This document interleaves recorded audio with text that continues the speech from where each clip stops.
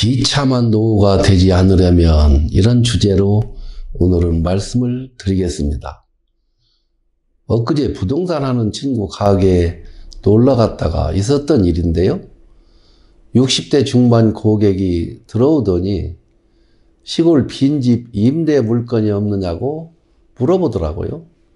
그 공인중개사 하는 친구는 임대 물건이 하나 있는데 어디서 오셨느냐, 무엇을 하려고 하시느냐 등등 자세히 물어봤습니다.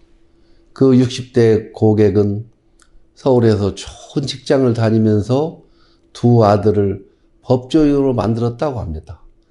그런데 퇴직 무렵 퇴직금과 대출을 받아서 친구 꼬임에 빠져가지고 지방 중수 도시에 있는 큰 모텔을 인수받았는데 상권이 다 죽은 데다가 코로나19를 거치면서 못 버티고 결국 경매에 들어갔다고 합니다. 이것으로 인해서 아내하고도 멀어지고 아들들하고도 거리를 두는 신세가 되어서 자기 혼자 시골에 와서 자본금 없이 할 수 있는 것을 찾아서 살아보려고 한다고 그렇게 말하는 것이었습니다.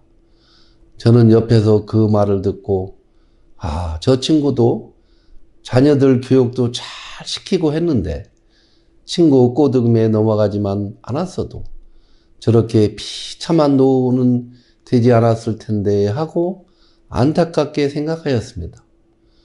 물론 친구의 꼬드김이 있어도 투자 결정은 온전히 본인 책임이기 때문에 본인에게 모든 책임이 돌아갈 수밖에 없지만 말입니다.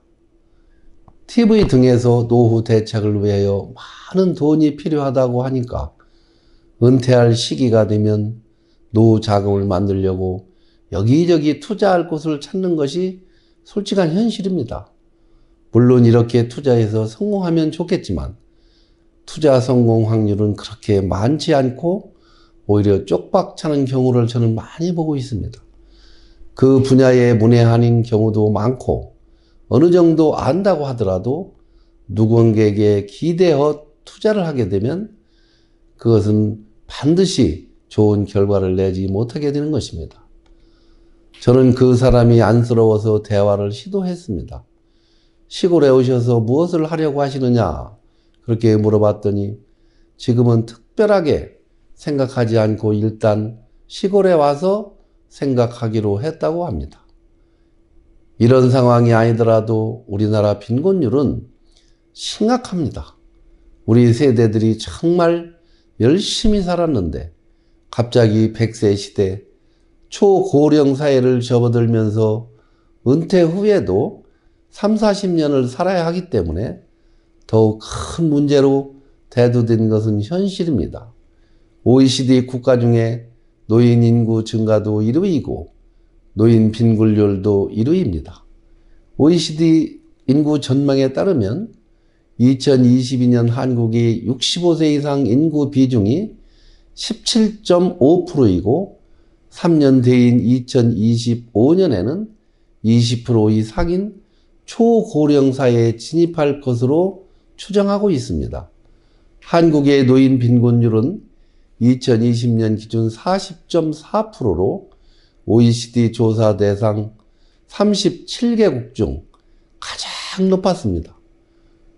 이것은 국가 차원에서도 고민해야 할 문제이지만 우리 노인들은 이런 현실을 극복해 나가야 하는 것이 현실입니다. 우리는 이런 현실에서 지혜를 짜내서 조금이라도 더 행복하게 보내야 한다고 저는 생각합니다. 노인 빈곤 문제를 정부 차원에서 정책을 내놔야 한다고 저는 생각하면서 우리 개인들 각자도 준비를 해야 할 텐데 수입을 늘리는 데는 한계가 있습니다. 지출을 줄여나가는 데 초점을 맞추는 것도 하나의 방법이 될 수 있다. 저는 그렇게 봅니다. 모든 것을 줄여서 생활하는 것이다. 의식주부터 모든 것을 실용적으로 살면서 현실을 받아들이면서 자족하는 것이 중요하지 않을까요? 엊그제 대학병원에 친구 문병을 갔다 왔습니다. 병실에는 못 올라가게 해서 로비에서 잠깐 그 친구 와이프를 보고 왔는데요. 그 친구는 돈 욕심이 지나칠 정도로 많은 친구였습니다. 아버지로부터 공장과 부동산을 물려받아서 열심히 살았는데 이제까지 제주도 여행 한 번 하지 않고 재산을 모으는 데만 몰입했다가 지금 폐암 말기 판정을 받고 갈 날만 기다리고 있다고 합니다. 친구 와이프 얘기를 들으니 일을 좀 쉬어가면서 하라고 권했는데도 자식들에게 더 재산을 물려줘야 한다고 공휴일도 쉬지 않고 일만 하다가 이렇게 됐다고 하면서 울먹거렸습니다.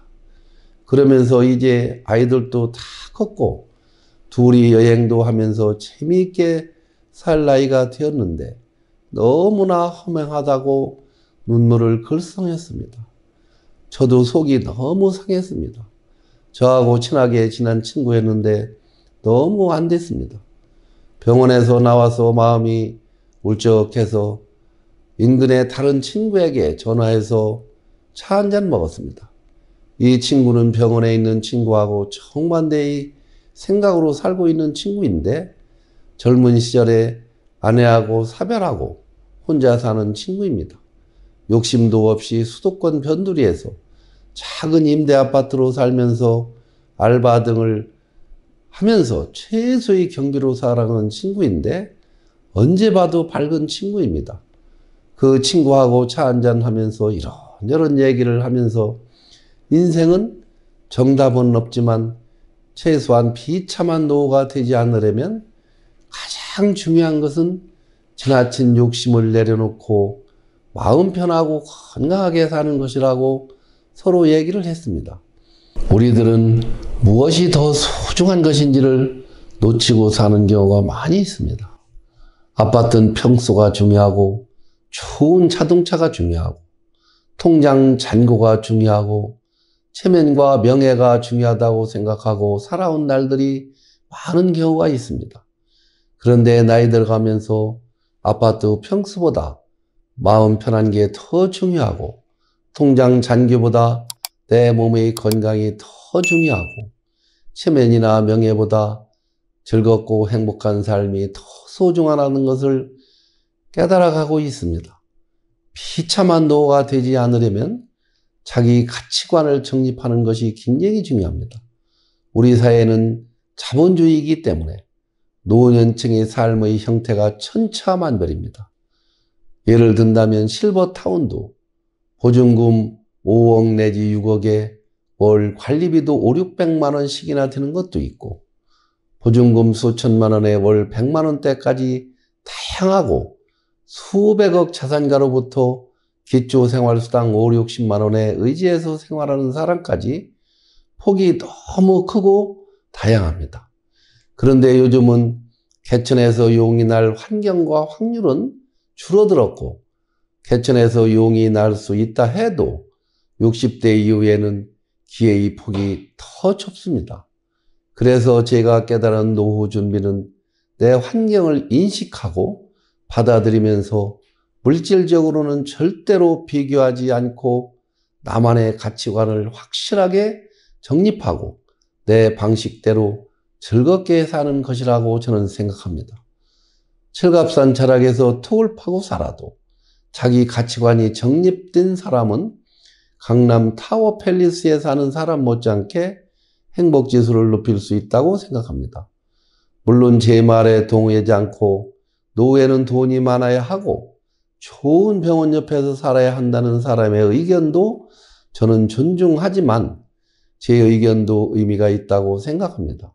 실제로 강남 타워 팰리스에 사는 선배하고 차 한잔하며 얘기한 적이 있는데 제가 그 선배한테 선배님은 행복지수가 촌놈보다 100배는 되죠?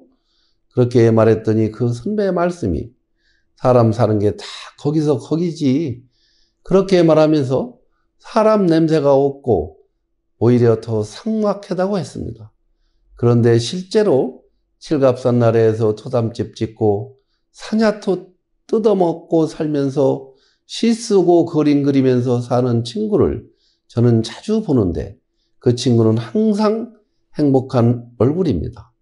인생의 행복은 어디에서 오는지 잘 모르겠지만 자기 분수에 맞게 살면서 비교하지 않고 자족하면서 사는 것이 행복인 것은 확실한 것 같습니다. 그리고 나이 들면 여러 가지 문제가 있지만 그 중에 하나가 외로운 것입니다.